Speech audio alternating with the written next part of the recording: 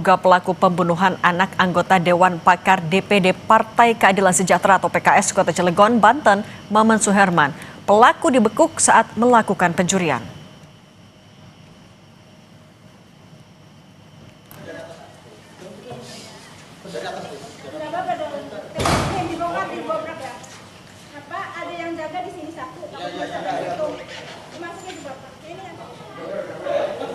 Inilah detik-detik penangkapan terduga pelaku pembunuhan anak politisi PKS di Kota Cilegon, Banten.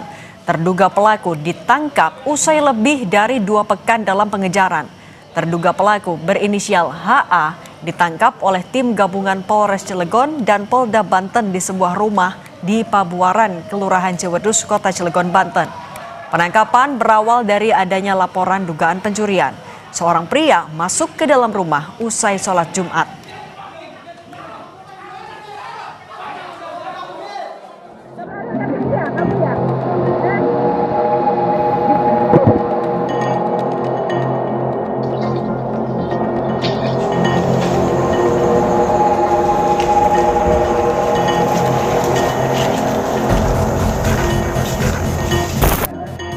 Tim gabungan Polres Cilegon dan Polda Banten berhasil menangkap HA saat kepergok mencuri di sebuah rumah warga di Kota Cilegon, Banten pada Jumat 2 Januari. Dalam pemeriksaan awal, HA mengakui perbuatannya membunuh MAHM, anak politisi PKS Maman Suherman yang terjadi pada Selasa 16 Desember 2025. Usai ditangkap, pelaku langsung dibawa ke Mapolres Cilegon untuk diperiksa. Wajah HA dengan tangan terikat 2 tali tis terlihat dalam foto yang diunggah Kasat Reskrim Polres Cilegon AKP Yoga Tama.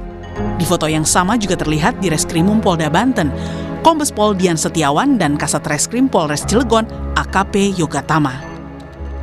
Kepada Kompas.com, Kombes Dian Setiawan bilang, iya, pelaku ditangkap saat mencuri di sebuah rumah di Cilegon. Nanti disampaikan saat ekspos resmi. Sebelumnya Polres Cilegon sudah memeriksa 22 orang saksi yang terdiri dari keluarga, tetangga, karyawan hingga orang tua dari teman korban. Sementara udah 22 ya. Sementara 22. Saksi mahkota apakah ada, apakah tidak ada, berapa jumlahnya belum bisa kami sampaikan. Upaya mencari jejak pelaku pembunuhan diakui polisi terkendala banyak faktor. Mulai dari CCTV di TKP yang rusak sejak tahun 2023 hingga kondisi hujan saat pembunuhan terjadi yang membuat jejak di TKP kabur. Kendala yang menjadi kendala oleh kita adalah di rumah itu CCTV aktif terakhir itu tahun 2023. Itu sudah kita tanyakan kepada pemilik rumah, lalu tidak adanya security yang berjaga 24 jam di lokasi rumah tersebut. Sebelum terjadinya kejadian itu dalam keadaan hujan, lalu after kejadian pun dalam keadaan hujan yang cukup lebat, sehingga jejak-jejak yang keluar pun sulit diidentifikasi. Pembunuhan anak politisi PKS yang berusia 9 tahun itu terjadi sekitar jam 2 siang ketika Maman Suherman menerima telepon dari anak keduanya yang terdengar panik dan meminta pertolongan. Setibanya di rumah, sang anak didapati dalam kondisi tengkurap dengan luka serius dan pendarahan hebat. Korban sempat dilarikan ke rumah sakit, namun setibanya di rumah sakit, korban dinyatakan meninggal dunia. Suherdi, Kompas TV, Cilegon, Banten. Terduga pelaku sudah ditangkap, namun hingga kini motif ia tega membunuh anak politisi PKS masih teka-teki. Kita bahas bersama mantan Kabareskrim Polri Ito Sumardi dan Ketua DPP PKS Bidang Advokasi Nurul Amalia. Selamat petang semuanya. Selamat petang, Mbak. Bu Nurul, oke, Bu Nurul, ini kan terduga pelakunya sudah ditangkap, tapi kalau pernyataan keluarga kenal tidak dengan terduga pelaku? Kalau dari informasi pihak keluarga sendiri yang disampaikan ke saya, karena pihak keluarga sudah melihat ya pelakunya dan tidak kenal gitu sama sekali, bukan orang yang berada dalam lingkaran terdekat ya dengan keluarga korban. Jadi keluarga korban tidak sama sekali tidak mengenal pelaku ini siapa. Kalau begitu bagaimana keluarga menanggapi terduga pelaku ini disebut-sebut ya menjadi pelakunya dan sudah ditangkap? Ya, kami masih menunggu ya, karena pihak kepolisian tentu ya memiliki cara ya dalam mekanisme yang sudah diatur dalam hukum acara tentunya untuk menggali keterangan, informasi, motif ya, dan juga adakah kesesuaian ya dengan olah TKP seperti itu. Ya kalau memang hasilnya adalah dia adalah pelakunya, ya itu tentu saja pihak keluarga menerima ya bahwa orang itu adalah pelaku ya seperti itu. Tapi mau menegaskan lagi, artinya rumor kalau terduga pelaku ini adalah mantan karyawan yang pernah dipecat itu sebatas rumor saja? Oh itu tidak ya, itu hanya rumor saja ya, dan kalau menurut pengakuan keluarga korban itu sama sekali tidak mengenal pelaku dan tidak pernah menjadi pekerja ya di tempat keluarga korban. Seperti itu. Tapi Bu Nurul, sebelum terduga pelaku ini ditangkap dan ya wajahnya bisa kita lihat di media, kalau dari keluarga sempat mencurigai sosok tertentu kah? Ya untuk sementara memang pihak keluarga korban tidak ada yang kecurigaan ya terhadap wajah pelaku ini, jadi memang sama sekali belum pernah melihat dan baru melihat ini di media ya, dan baru semalam ya. Kalau Pihak orang keluarga lain korban mungkin Bu Nurul memberitahukan ya. sempat mencurigai. Orang lain ya tidak tahu juga ini siapa gitu, karena ini memang wajahnya wajah yang tidak dikenal sama sekali. Oke, Pak Ito, ini kami mau minta gambaran juga. Ini sebenarnya masuk akal tidak? Kalau ini kan ada dua kasus berbeda. Satu, terduga pelaku sedang melakukan pencurian di satu tempat, kemudian ditangkap, lalu mengaku kalau ia adalah pelaku pembunuhan di kasus yang berbeda. Ini benang merahnya di mana? Apakah memang ini kebetulan atau ya bagaimana menjelaskan ini? Ya, begini Mbak, sebetulnya pihak kepolisian kan saya pertama kali menyampaikan apresiasi yang setinggi-tingginya ya. Di tengah berbagai kesulitan barang bukti maupun kondisi TKP itu mereka juga berhasil memprofiling. Kan pernah saya sampaikan dulu bahwa polisi pasti sudah memprofiling siapa kira-kira yang akan dituju ya atau diduga sebagai pelakunya. Kemudian tentunya ini juga bukan merupakan satu kebetulan saja. Jadi kan dengan adanya kejadian pencurian tersebut, tentunya kepolisian juga kan beruntung karena dari pelaku ini juga mengakui bahwa tersangka adalah pelaku itu adalah yang merupakan tersangka yang selama ini dicari dalam kasus pembunuhan ya Ananda Axel ya almarhum. Nah tentunya di sini kita melihat ada dua kejadian, yaitu sekarang ditangkap pada saat dia sedang melakukan pencurian juga. Nah mungkin nanti benang merahnya di sini akan dicari juga salah satu motifnya barangkali ya, yang saat ini sedang didalami dan tentunya kita perlu bersabar. Mungkin pelaku juga akan melakukan pencurian tapi kepergok oleh almarhum ya, kemudian melakukan satu tindakan kekerasan sampai meninggal. Nah ini salah satu motif ya, tentunya ini akan didalami lagi dan kita sebaiknya menunggu karena bagaimanapun juga saat ini polisi akan melakukan bagaimana mengkaitkan antara barang-barang bukti ya yang kemudian sebagian ditemukan, kemudian pengakuan dari beberapa orang saksi-saksi yang akan dikaitkan dengan pengakuan dari. Nah Pak Ito, tadi Kapolres juga sempat bilang kalau salah satu alat bukti yang ditemukan obeng untuk mencongkel pintu. Kalau ini baru ini yang ditemukan, bagaimana polisi akan bisa sampai yakin kalau memang pengakuan itu benar pelaku adalah yang ada di balik pembunuhan kasus ini?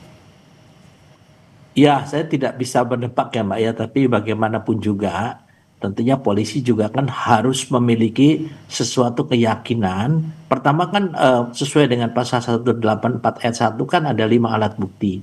Nah di sini pengakuan dari tersangka, kemudian juga mungkin nanti akan dikaitkan dengan keterangan saksi-saksi. Kemudian juga akan dikaitkan lagi dengan beberapa yang akan digali oleh kepolisian ini, apakah memang ada benda-benda lain yang diambil oleh pelaku yang akan bisa dijadikan alat bukti. Sehingga nanti baru akan dirangkai, kita bisa merangkai untuk melihat motifnya apa.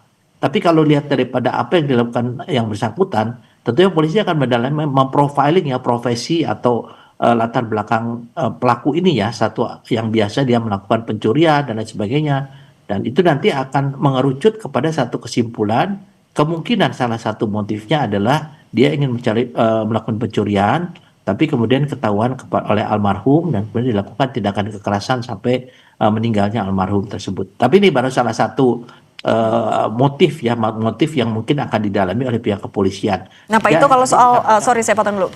Pak Ito, tapi kalau soal motif ini, kalau salah satunya dugaannya jangan-jangan dia mau mencuri tapi kemudian ketahuan sama korban. Tapi kalau ini kan faktanya tidak ada barangnya hilang. Kemudian korban juga ditemukan dalam kondisi yang mengenaskan, ada banyak luka tusuk. Analisisnya seperti apa? Ya, saya tentunya mengingat kembali beberapa kasus masa saya masih berdinas. Memang ada kasus yang serupa ya.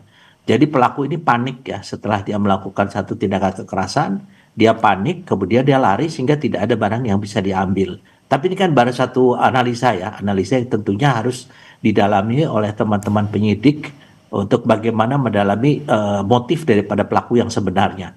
Tapi intinya biasanya ada juga orang yang akan mencuri, tapi karena ketahuan dia lari sehingga tidak ada sempat mengambil salah satu barang. Kan kita lihat pada saat itu kondisinya di rumah itu ada siapa saja. Ya mungkin yang bersangkutan sudah menggambar, biasanya seorang pencuri itu dia menggambar dulu lokasinya di sana sebelum dia melakukan satu perbuatannya, baru dia melakukan. Dan kalau kepergok ketahuan, biasanya mereka lari apakah dengan barang yang diambil ataukah tidak dengan barang. Tapi ini kan baru salah satu motif. Saya kira nanti akan didalami Mbak ya. Tapi Pak Ito, kalau melihat ya kondisi rumahnya besar, kemudian juga korban bisa ditemukan dalam kondisi yang ya banyak luka tusuknya, Anda menduga lebih dari satu orangkah pelakunya? Saya kira tadi disampaikan oleh Pak Kapolres kan tidak menutup kemungkinan ada pelaku lain. Kita tentunya menunggu saja pengembangan daripada hasil penyidikan teman-teman di Polres Cilegon ya. Oke, tapi kalau dari pengalaman Anda, Pak Ito, ketika pelaku sudah bisa memetakan kondisi rumahnya, kapan sepinya dan lain-lain, seperti apa? Apakah biasanya memang hanya satu orang atau ada orang lain yang akan membantu? Bisa satu orang, bisa juga orang lain ya. Tapi kalau perkiraan saya mungkin yang bersangkutan itu kan bisa saja panik ya, kemudian dia melakukan tindakan kekerasan tadi, kemudian dia lari. Nah, itu baru salah satu ya. Tapi kita tidak menutup kemungkinan nanti bahwa yang bersangkutan juga mungkin punya satu jaringan atau komplotan yang tentunya harus menjadi satu pendalaman dari teman-teman dari penyidik saat ini ya. Tapi bagaimanapun juga kita sebaiknya tidak berspekulasi ya Mbak ya, karena kalau saya kan hanya melihat daripada kejadian kemudian berpikir secara pengalaman saya dan juga pengetahuan saya demikian. Oke, kalau gitu Bu Nurul, kalau dari keluarga sudah komunikasi atau mungkin ya ngobrol langsung dengan HA? Oh, kalau ngobrol langsung belum ya, tapi memang pihak keluarga sudah dihubungi oleh kepolisian dan sudah melihat langsung ya pelakunya. Kalau itu sudah, tapi untuk ngobrol itu tidak ada. Kalau sejauh ini dari keluarga merasa ada yang janggal juga kah dari seluruh penyelidikan yang dilakukan? Terkait itu pihak keluarga menunggu saja ya mana yang terbaik sepanjang memang yang dilakukan oleh pihak penyelidik ya, dalam hal ini dilakukan sesuai dengan mekanisme ya, peraturan perundang-undangan ya, itu kan juga di TKP kan bisa diolah TKP-nya, ada jejak-jejak sidik jari dan lain-lain, sepanjang itu memang relevan ya. Jadi pihak keluarga ya tentu saja menerima ya kalau memang itu ada hubungannya ya dengan itu. Tapi kalau misalnya memang tidak ada ya itu memang harus segera ya dicari lagi ya pelakunya kalau memang itu tidak ada. Tapi kalau memang sepanjang relevan ya pihak keluarga tentu saja menerima hasil dari penyelidikan dari kepolisian. Menurut tapi kami juga mau pastikan ketika kejadian tidak ada barang yang hilang, betul atau seperti apa? Nah, kalau dari pihak keluarga korban sendiri itu memang belum ngecek ya, karena pada saat kejadian itu fokus pada korban yang dibawa ke rumah sakit kemudian langsung dipasang polisline ya. Jadi memang belum memastikan lagi barangnya ada yang hilang atau tidak, itu menurut pengakuan ya atau informasi dari keluarga korban sendiri. Jadi belum ngecek sampai hari ini, belum masuk ya ke tempat itu ya, ke rumah yang menjadi TKP. Belum dicek lagi barang-barang istrinya kah atau anggota keluarga yang lain apakah ada yang hilang atau tidak. Jadi belum sampai situ ya. Oke. Bu Nurul Amalia, Ketua DPP PKS Bidang Advokasi, dan Pak Ito Sumardi, mantan Kabaris Polri, terima kasih sudah berbagi bersama kami. Saya selalu semuanya. Ya, boleh. Nah.